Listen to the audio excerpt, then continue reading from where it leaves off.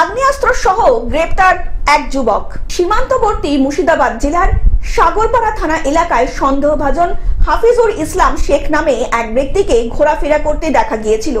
সাগরপাড়া থানার পুলিশ মোহাম্মদ খুরশিদ আলম গোপন সূত্রে খবর পেয়ে ওই ব্যক্তির তল্লাশি শুরু করে এবং ব্যক্তিকে সন্দেহ হওয়ায় জিজ্ঞাসাবাদ করতেই তার কাছ থেকে বেরিয়ে আসে 11 ইঞ্চি লম্বা পাইপ গান ও 2 রাউন্ড গুলি।